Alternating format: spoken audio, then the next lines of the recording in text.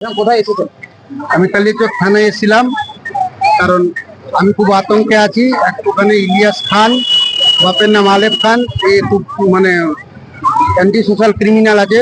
রাত্রেবেলা 22 তারিখে রাত্রে 11:30 নাগাদ পিস্তুল নিয়ে আমার বাড়ির কাছে এসে ওপেন ও গালিগালাজ করে যে বেরোলে মারবো, এরকম রেকর্ডিং আছে আমার কাছে। আমার বাড়িতে হেভি গেট ছিল, তার জন্য আমি বেঁচে যাই। ও ঢোকার অতিরিক্ত চেষ্টা করেছে, তো আমার গেট হেভি ওয়েটের জন্য ও ঢুকতে পারেনি। এবার কিছু লোক গ্রাম থেকে জেগে উঠে, তখন ও লোক দেখে পালিয়ে যায়।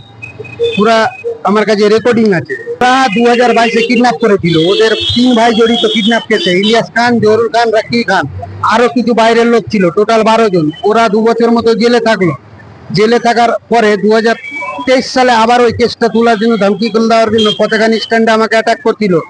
যখনই অ্যাটাক করে লোক দলবল আসে, এবার সংখ্যায় বেশি লোক আসার জন্য, গ্রামের লোক আসার জন্য ওরা ছেড়ে ফেলে যায়।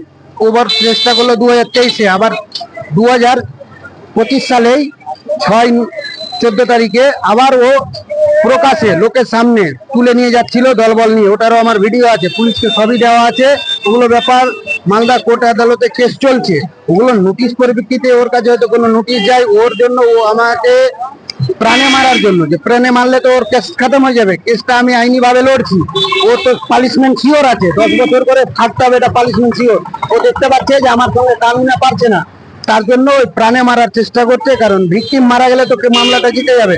আর এসব ক্রিমিনালকে একমাত্র টিএমসি পলিটিক্যাল লিডারের ছায়ার সঙ্গে আছে, ছবি আছে, ও প্লাস এক্স মেম্বার ছিল।